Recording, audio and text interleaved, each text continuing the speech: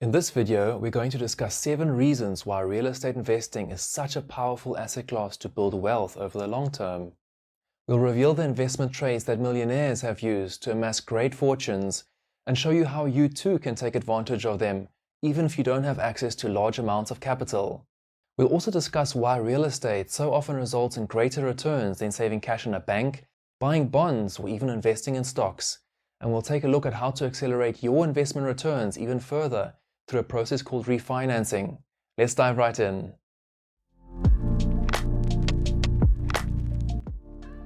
Real estate has performed well in years past, and many investors have made considerable fortunes through this asset class. Even today, it would be a rare occurrence to find a wealthy individual without some form of real estate allocation in their investment portfolio. Whilst past performance is not an indication of future performance, and the economic landscape is certainly undergoing change, there still exists opportunity for good returns on a carefully selected investment.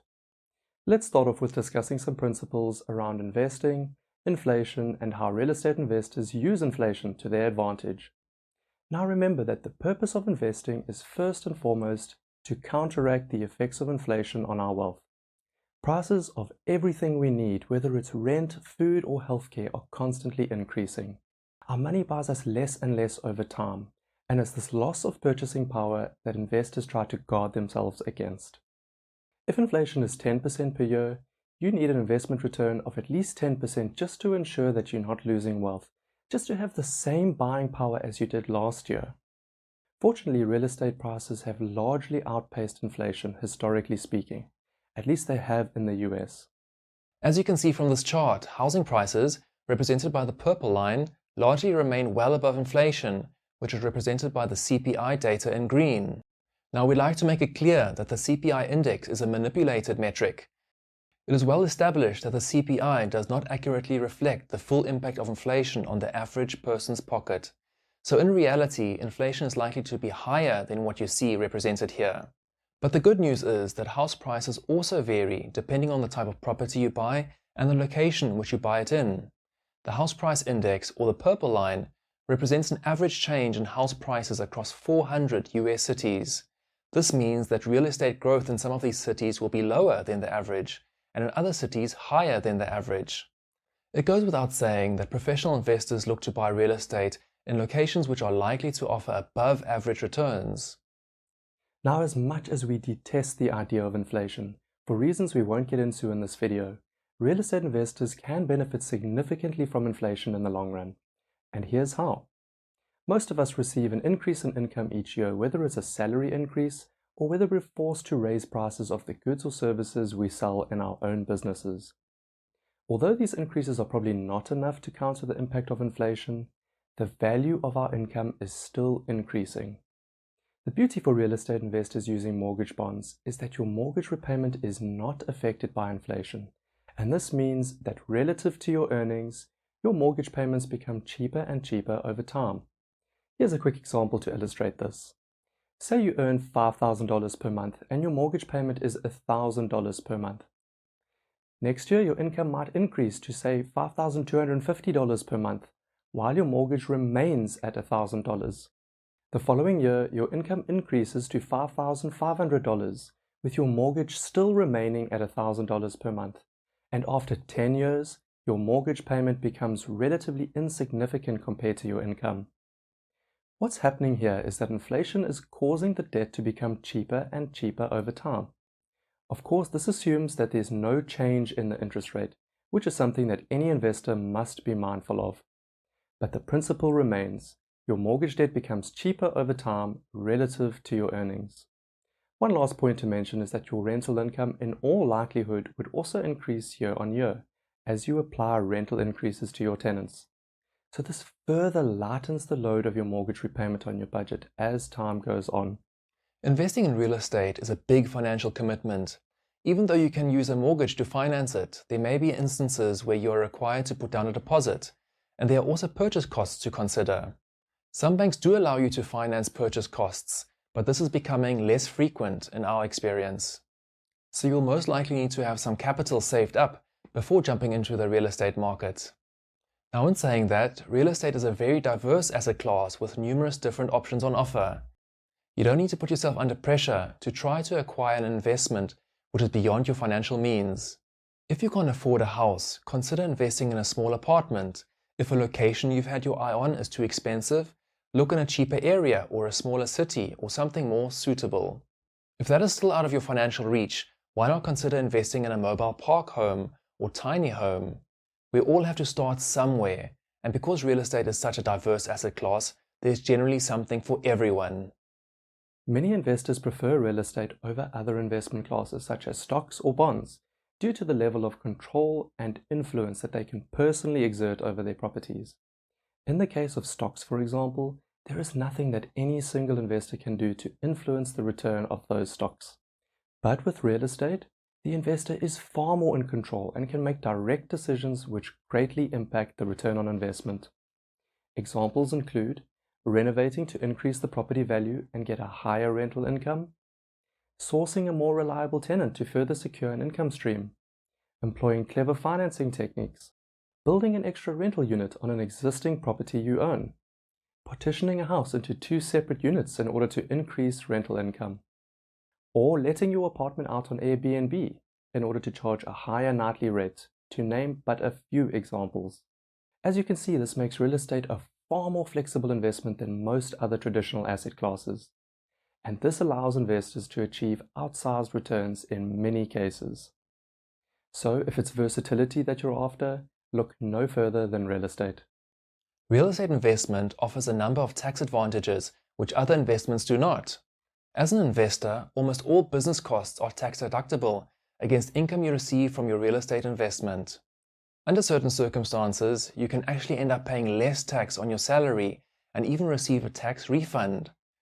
Real estate investing also offers unique tax incentives for certain investors and developers, which result in major financial benefits. While some investments such as pension funds or 401ks do offer tax advantages, these tax advantages sometimes come with stringent conditions attached, such as your funds being locked up until retirement age.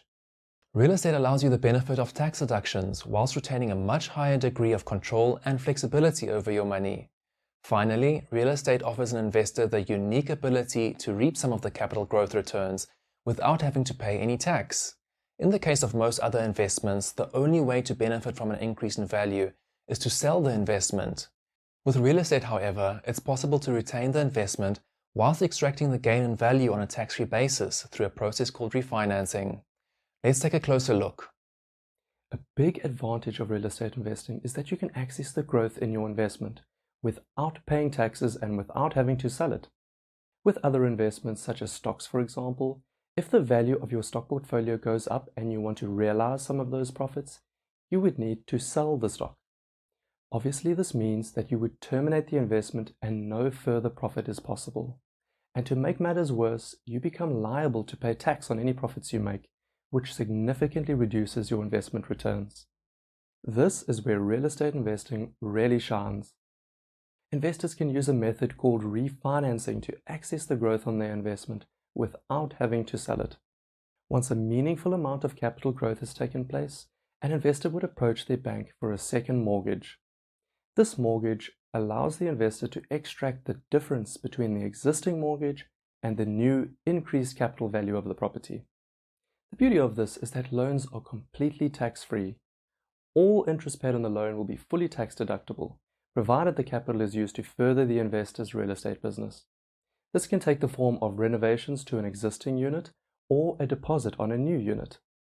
As you can see, refinancing can be a very powerful tool to leverage existing capital and expand one's real estate portfolio at a faster rate than may be otherwise achievable. And importantly, the ability to refinance allows investors to retain their well-performing real estate investments instead of being forced to sell to extract profits. Real estate is one of the few investments you can make whilst having limited or even no capital at all.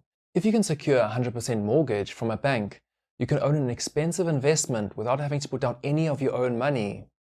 Borrowing money to buy real estate, in other words, using financial leverage, enables you to receive a return on a much larger amount of capital than you could otherwise, and this results in a far higher potential return on investment. For example, if you have $10,000 saved in the bank, you only receive a return on your $10,000. There's no leverage at play in this case. But if you use your $10,000 along with a loan from the bank to buy a small apartment valued at $100,000, you have leveraged your capital. You now have $100,000 invested instead of only $10,000, and you will thus receive growth on the full $100,000 value. This can obviously result in significantly higher returns over the long run because financial leverage is working for you. To further the concept of leverage, investing in real estate allows you to acquire a tenant to pay for a large portion of the costs related to owning and financing a property. So not only are you able to use leverage to buy an apartment you couldn't otherwise afford, you can use leverage in the form of other people's money to cover the monthly running costs. There aren't many other asset classes you can do this with. We'd like to dig a little deeper and really demonstrate the power of leverage with a few different practical examples. For the purposes of all three scenarios, we assume a capital growth rate of 5% for the year, and for the sake of simplicity and demonstration, we'll ignore the purchase costs and monthly running costs for now. Scenario 1. No leverage. Jane is interested in buying a house valued at $500,000. She buys it using cash only, no deposit and no mortgage. After 1 year, her investment was worth $525,000, which is obviously the original market value plus 5%. Jane has therefore enjoyed a gain of $25,000 on a capital outlay of $500,000, making her investment return 5%. So as we can see, her investment return of 5% is equal to the growth rate of 5%, and this is because no financial leverage was used in this case. But let's take a look at what happens to her investment return once we introduce some leverage. Scenario 2. 80% leverage. Jane buys the same $500,000 house, but this time using a mortgage. She gets a mortgage for 80% of the value of the house, namely $400,000. She thus puts down only $100,000 of her own capital as a deposit. After 1 year, her house is still only worth $525,000, the market value plus 5%. However, her investment return is now $25,000 against an initial capital outlay of $100,000, making her investment return 25%. In other words, because she put down less of her own money, her investment return went up significantly. And on top of that, she was able to invest the balance of the capital, $400,000 in this case, into something else. Scenario 3. 95% leverage. Jane buys the same $500,000 house. This time she gets a mortgage for 95% of the value of the house, namely $475,000. She puts down only $25,000 of her own capital. After 1 year, her house is still only worth $525,000, the same original market value plus 5% growth as before. However, her investment return is now $25,000 against an initial capital outlay of $25,000, making her investment return 100%. This is the incredible power of leverage in action. Using more leverage, in other words a higher amount of the bank's money and less of your own, results in substantially higher investment returns. And this is our goal as real estate investors, to maximize our investment returns by using as little of our hard-earned capital as possible. This allows us to not only accelerate the growth of our real estate portfolio, since we can afford to invest in more properties sooner, but it also allows us to diversify our portfolio sooner. If all our capital is tied up in one real estate investment due to using a low leverage approach, then we're placing all our eggs in one basket. But by using leverage, we're able to diversify by buying more than one property, since we're not constrained by having to save huge amounts of capital. And this means you can reduce your overall portfolio risk by being invested in different locations or in a few different types of properties, such as single-family homes, apartments, and tiny homes, for example. A word of caution, however, always remember to use leverage responsibly. The more leverage you use, the greater your mortgage installments will be each month. And with rising interest rates and a tough economic climate bordering on a recession, it's especially important to not overextend yourself. Always plan for the worst case scenario. Can you still afford to pay for the mortgage if rates go up another 3%? Can you cover the costs if you lose a tenant? Cash flow is king, so protect it at all costs and you'll do well in the long run. Thanks so much for watching. If you enjoyed this video, please give us a thumbs up and be sure to subscribe so you don't miss our upcoming content. See you in the next video.